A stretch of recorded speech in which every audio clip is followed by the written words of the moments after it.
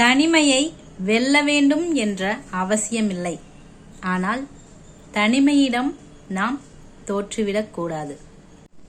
தனிமையிலிருந்து வெளியே வரணும் அப்படின்னா மற்றவங்க மாறணும்னு நினைக்கக்கூடாது. நீங்கள் மாறினாலே போதும். தனிமைங்கிறது நிரந்தரம் இல்லை, அது ஒரு எமோஷன் தான்.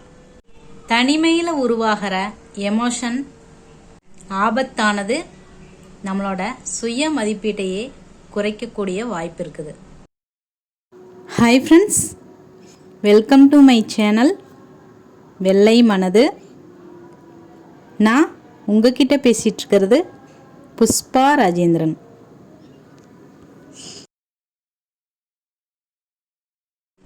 ஹாய் ஃப்ரெண்ட்ஸ், எல்லோரும் எப்படி இருக்கீங்க? நல்லா இருப்பீங்கன்னு நம்புகிறேன். இன்றைக்கி என்ன பதிவு பார்க்க போகிறோன்னா, தனிமையை பற்றி தாங்க பார்க்க போகிறோம். இது எதுக்காக அப்படின்னா, தனிமையை நாம் வெல்லணும் அப்படிங்கிற அவசியம் இல்லை. ஆனால் தனிமையிடம் நாம் தோற்றக்கூடாது அப்படிங்கிறது ரொம்ப முக்கியம். அதுக்காகத்தான் தனிமைங்கிறது மற்றவங்க நம்மளை புறக்கணிக்கிற ஒரு பாரபட்சம் பார்க்குற ஒரு நிலைமை அப்படின்னு தான் சொல்லணும். அது ஒரு ஆபத்தான நிலைமைன்னு கூட சொல்லணும். நான் ஏன் இப்படி சொல்கிறேன் அப்படின்னா, நம்ம மற்றவங்க கிட்ட இருந்து புறக்கணிக்கப்படும் போது நமக்கு உருவாகிற எமோஷனும் அதனால் ஏற்படுற உடம்புல ஏற்படுற வலியும் நம்ம மூளையிலிருந்து உருவாகுது அப்படின்னு நரம்பியல் நிபுணர்கள்லாம் கண்டுபிடிச்சிருக்கிறாங்க. அப்படி உருவாகிற அந்த வலியும் வேதனையும் நம்மளை மனசு ரீதியாகவும் உடம்பு ரீதியாகவும் பாதிக்கிறதுக்கு வாய்ப்பு இருக்குது. அதனால தாங்க இன்னைக்கு இந்த தனிமையை பற்றி பேசலாம் அப்படின்னு. தனிமை அப்படிங்கிறது சில நேரத்தில் தேவைதான் அப்படின்னு ஒரு சிலர் சொல்கிறத நம்ம கேள்விப்பட்டிருப்போம். தனிமை அப்படிங்கிறது வேறு. ஏன்னா மற்றவங்க நம்மளை புறக்கணிக்கிறது, நாம் தனியாக இருக்கிறோம் அப்படின்னு நம்ம ஃபீல் பண்ணுறது அப்படிங்கிறது வேற. மற்றவங்க கிட்ட இருந்து தள்ளி இருக்கிறது அமைதி அப்படிங்கிறது, அமைதின்னு சொல்லலாம். ஒரு சில நேரம் அமைதியாக இருக்கிறது நல்லா இருக்குது அப்படிங்கிற மாதிரி நம்ம தனியாக இருக்கிறது நல்லாயிருக்கும். அது வேற, தனிமைங்கிறது வேற. இந்த சந்தோஷ் சுப்ரமணியம் படத்தில் சொல்கிற மாதிரி, எங்கள் வீட்டில் யாருமே இல்லைனா கூட நான் தனியாக இருக்கிற மாதிரி ஃபீல் பண்ணதில்லை. ஆனால் இங்கே இத்தனை பேர் இருந்தாலும் நான் தனியாக இருக்கிற மாதிரி ஃபீல் பண்ணுறேன் அப்படின்னு சொல்லியிருப்பாங்க. அந்த மாதிரி தாங்க நாம் தனியாக இருக்கிறோம், நம்மளுக்காக யாரும் இல்லை அப்படின்னு நாம் நினைக்கிற அந்த எமோஷன், உருவாகிற எமோஷன் நம்மளுக்கு ஆபத்தானது தாங்க. அந்த வழியை உணர்ந்தவங்களுக்காகத்தாங்க இந்த பதிவு. சரிங்க, நம்மளுக்கு யாரும் இல்லை, நம்மளை புறக்கணிச்சிட்டாங்க, அந்த மாதிரி நமக்கு ஏதோ ஒன்று தோணுது, ஏதோ ஒரு எமோஷன் வருது, தனியாக இருக்கிற மாதிரி ஃபீல் ஆகுது. அப்படி இருக்கும்போது அதிலிருந்து நாம் எப்படி வெளியே வரலாம் அப்படிங்கிறது தாங்க சொல்ல போகிறேன். அதுக்கு நாம் மற்றவங்க மாறணும் அப்படின்னு நாம் நினைக்கக்கூடாதுங்க. நம்மளை மாற்றிக்கிறதுக்கு முயற்சி பண்ணணும். நம்ம தனியாக இருக்கும்போது தான் நம்மளை புறக்கணித்தவங்களோ நம்மளை விட்டுட்டு போனவங்களோ அந்த தனிமைப்படுத்தினவங்களை பற்றியான ஞாபகமெல்லாம் அப்போ தான் வரும். ஆனால் அதை நாம் புறக்கணிக்க வேண்டிய அவசியம் இருக்குதுங்க. அந்த மாதிரி நேரத்தில் அந்த எதிர்மறையான உணர்வுகளை நாம் தவிர்க்க வேண்டியது கட்டாயம். தனிமையாக அந்த நேரத்தில் நம்ம இருக்கக்கூடாது. நம்மளை கொஞ்சம் பிஸியாக வச்சுருக்கணும். ஒன்று புக் படிக்கலாம், உங்களுக்கு பிடிச்ச வேலை ஏதாவதுல ஈடுபட்டுறணும். நம்ம மனசு அந்த எதிர்மறையான அந்த சொந்தக்காரங்களோ ஏதோ ஒன்று அதை பற்றி நினைக்காம நம்ம பார்த்துக்கணும். ஏன்னா அந்த எமோஷன்லாம் அப்போதைக்கு தற்காலிகமானது தான். அந்த எமோஷன்லேருந்து நம்ம வெளிவந்துட்டோம் அப்படின்னாவே அந்த எதிர்மறையான எண்ணங்கள் எல்லாம் போயிடும்.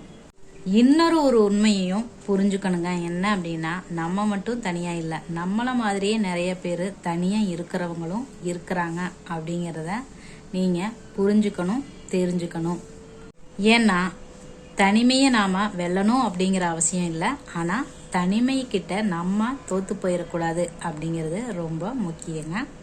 நம்ம வாழ்க்கையில் இருக்கிற சின்ன சின்ன சந்தோஷங்களை எல்லாம் நாம் புறக்கணிக்கிறதுக்கு பழகிட்டோம். கண்ணாலேயே பேசுறது, அதையெல்லாம் நாம் இழந்துட்டோம்.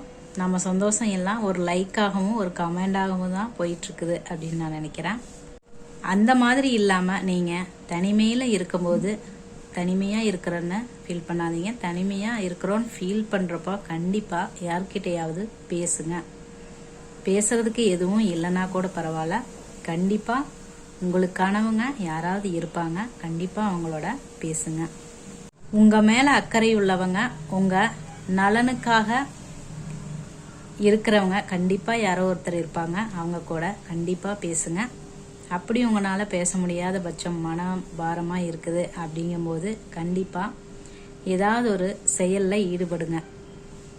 அதுவும் முடியல அப்படின்னா புத்தகம், நல்ல புத்தகங்கள் ஏதாவது வாசிக்கிறதுக்கு முயற்சி பண்ணுங்க. அப்படி கூட இல்லை அப்படின்னா உங்கள் வீட்டை விட்டோ நீங்கள் இருக்கிற இடத்த விட்டோ கொஞ்சம் வெளியே வந்து கொஞ்சம் தூரம் நடந்து போங்க. அங்கே கண்ணில் பார்க்குறவங்க கிட்ட கொஞ்சம் வாஞ்சையோட பேசுறதுக்கோ பழகிறதுக்கோ முயற்சி பண்ணுங்க, தெரியாதவங்க கிட்ட கூட. ஏன்னா தெரிஞ்சவங்களே காயப்படுத்தும் போது தெரியாதவங்க நம்மளை என்ன பண்ண போறாங்க? அதுவும் எந்த ஒரு ஆபத்தான நிலையும் இல்லாம. நான் சொல்றது உங்களுக்கு புரியும் அப்படின்னு நான் நினைக்கிறேன்.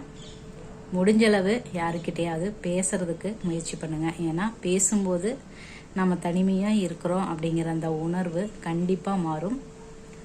இன்னொன்று, நம்மளோட மனசுக்கும் நம்மளோட எண்ணத்துக்கும் எல்லாத்தையும் மாற்றக்கூடிய ஒரு சக்தி இருக்குதுங்க. அதை நம்புங்க. காலம் எல்லாத்தையுமே மாற்றக்கூடிய ஒரு அருமருந்து அப்படின்னு கூட சொல்லுவாங்க. அந்த மாதிரி எதுவாக இருந்தாலும் காலப்போக்கில் அது மாறிடும். இப்போ இருக்கிற நிலைமை எதுவுமே நிரந்தரம் இல்லை அப்படிங்கிறத ஒன்று மட்டும் மைண்டில் வச்சுக்குங்க.